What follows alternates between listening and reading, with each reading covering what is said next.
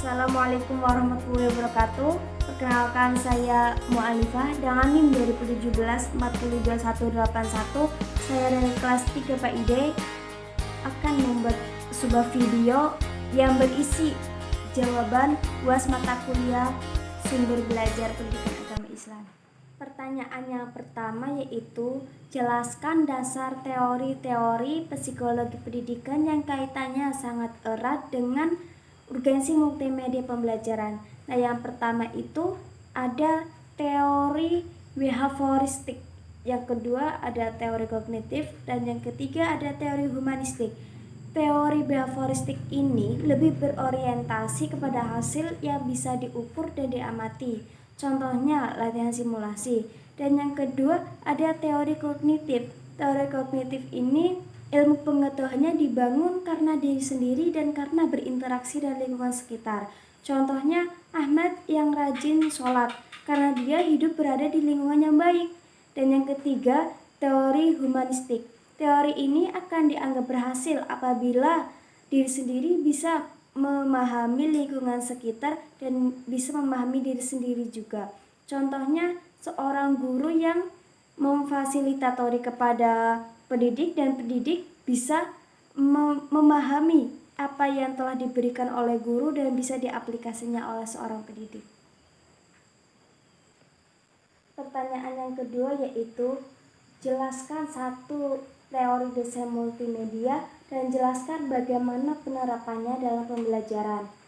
Contoh satu teori desain yaitu ADI atau ADDIE. Nah, ADI ini dikembangkan oleh Florida State University dan digunakan untuk menjelaskan proses yang terlibat dalam perumusan program. Program ini digunakan untuk pengembangan sistem instruksional.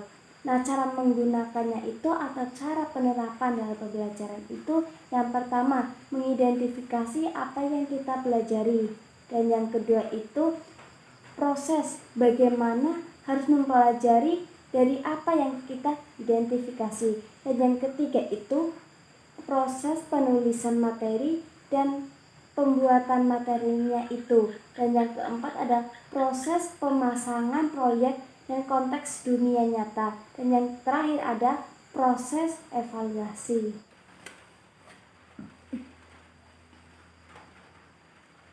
Soal yang ketiga itu jelaskan minimal 3 aplikasi berbasis Android yang bisa digunakan sebagai pembelajaran PAI, serta jelaskan keunggulan dan kelemahannya. Nah, yang bisa kita ketahui pada zaman sekarang ini banyak sekali aplikasi yang bisa kita download di Play Store.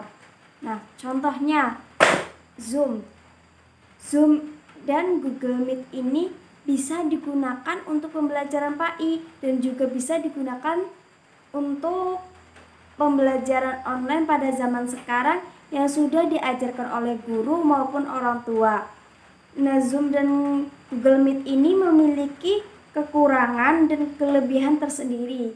Kalau Zoom dan Google Meet apabila dibandingkan, kalau secara gambar atau video itu lebih jernih kepada Zoom. Akan tetapi pemakaian dalam kuotanya pun lebih bagus pada Zoom. Jadi otomatis kalau memakai Google Meet itu lebih hemat. Nah, contohnya lagi aplikasi yang bisa digunakan sebagai pembelajaran PAI itu ada Google Classroom. Google Classroom ini bisa digunakan sebagai pembelajaran juga. Apabila seorang guru memberikan tugas, si murid pun bisa mengumpulkan tugasnya itu pada Google Classroom. Tapi pada aplikasi ini tidak bisa digunakan untuk tatap muka, hanya sekedar untuk mengumpulkan tugas seperti itu. Nah, contohnya lagi ada aplikasi YouTube.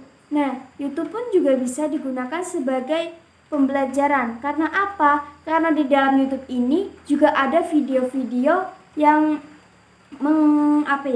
mengandung pembelajaran PAI, misalnya kisah Nabi ataupun nama-nama malaikat yang lain. Si anak itu disuruh menonton video itu agar lebih menyenangkan dan tidak terlalu menonton, karena pada pembelajaran online ini kita perlu memberikan cara pembelajaran kepada anak, bagaimana agar anak itu tidak bosan dalam pembelajaran online ini.